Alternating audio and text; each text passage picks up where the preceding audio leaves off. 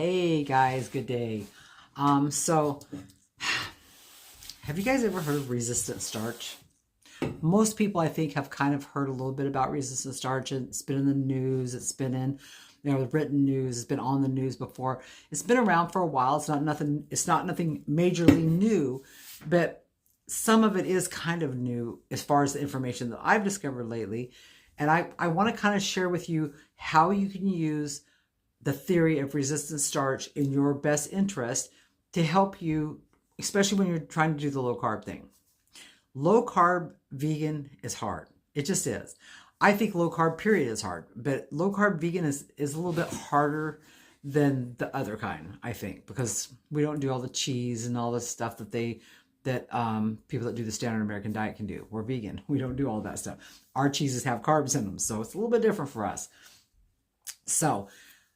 But there is a way you can make it a little bit easier. Like, I know that one of the girls in our group lives in a country where she says that she doesn't have access to all the same foods that we have here, and she can't make like a lot of the things that we make and stuff because of this lack of access. And so I think that this could help her. She says that she goes, and there's several people that have told me they go through withdrawals and they have all kinds of issues because they're wanting to have these grains. And yes, this is driving me crazy. They're wanting to have these grains and they're having a hard time cutting them out of their diet and stuff, right? So that's one of the reasons that I wanted to make this video, because one of the things that my husband and I do, if you guys follow my the YouTube channel, the Vegan Kitchen Magician, I do the low carb videos and I do recipes and stuff like that on there.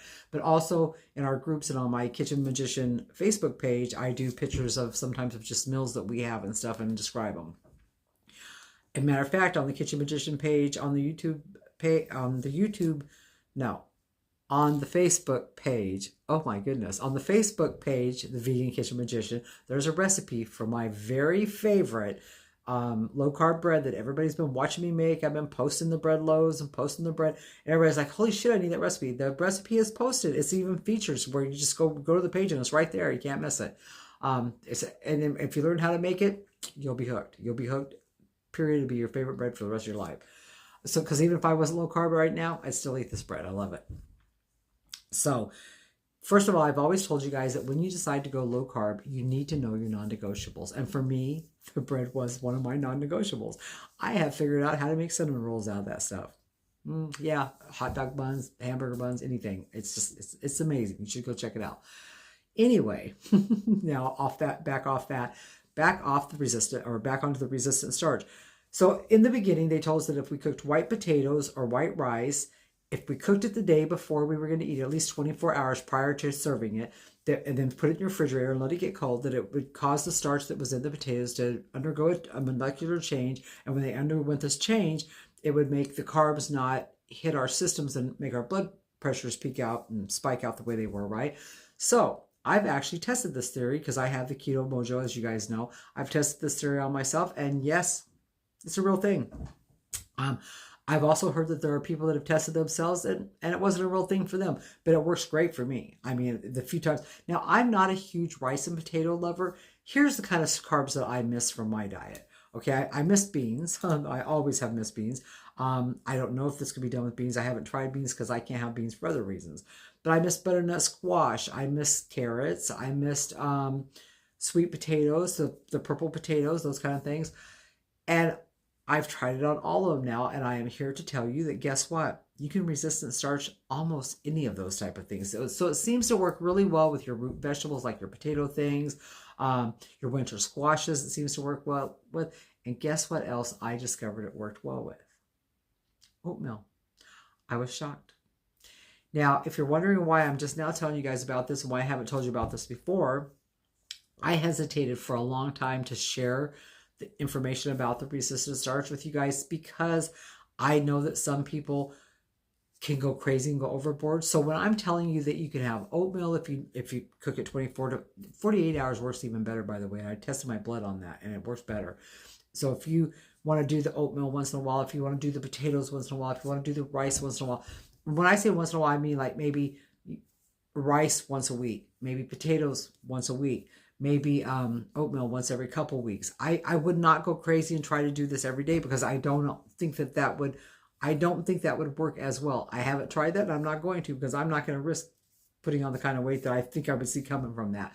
But I didn't gain any weight just from doing it once in a while. It doesn't seem to faze me. So I think that there's a possibility that you could do other types of grains because of the rice and everything, which is what made me think I could try the oatmeal. I'm thinking that different grains that you guys eat in different countries, farro, quinoa, things like that. I think that you would probably be able to do the same thing. Try it. And if you can test your blood sugars to see if it works on you, even better.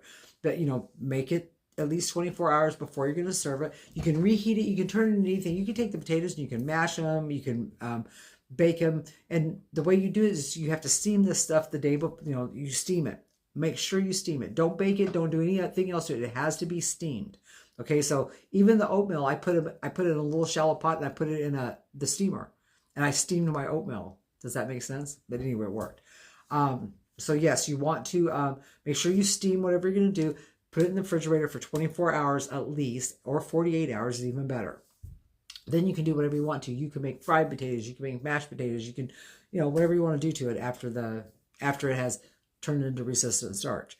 So I'm going to try it on some other grains. I haven't done it myself. Now, I'm not talking pasta, white pasta made out of white flour. I am not talking that kind of stuff at all.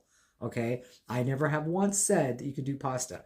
But I'm thinking whole grains, that it should work the same way. And I've got the tester kit, so I will test myself and I will fill you guys in on what I find out about other grains. But the ones I know for sure right now it works on is potatoes, sweet potatoes, purple potatoes, white rice and brown rice, oatmeal, carrots. I haven't tried it on the butternut squash yet. That's next because I love that and I miss it. So I'll be trying that one next.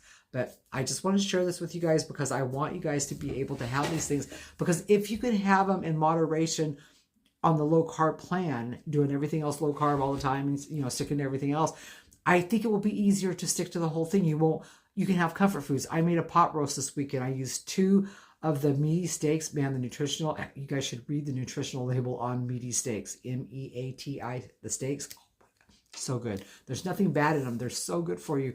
I love them. So I used them as my pot roast. And then I put my little resistant starch potatoes, my resistant starch carrots, and then some onions and made a pot roast. It was amazing. We had it with our homemade bread.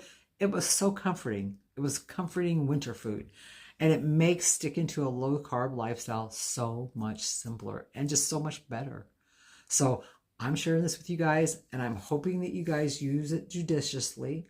Don't go crazy. Don't be trying to eat potatoes every single day. Don't be trying to eat rice every single meal. Don't do that.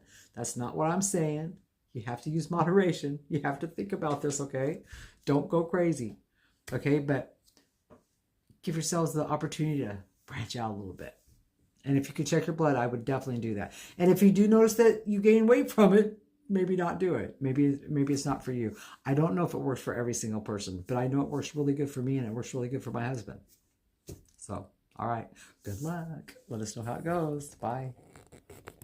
Hey guys, a friend of mine said that she thinks that it would work the exact same if we cook the oatmeal in a pot as it would steaming it. So I am doing it, and I want you guys to know that it's the old-fashioned oats, okay? 100% whole grain old-fashioned oats. So I'm going to cook these probably for about, I think it takes like 10 minutes, doesn't it? Something like that. So I'm going to cook these until they're done, then I'm going to put them in the refrigerator, and I will let you guys know if this works the same as steaming does. All right. Take care.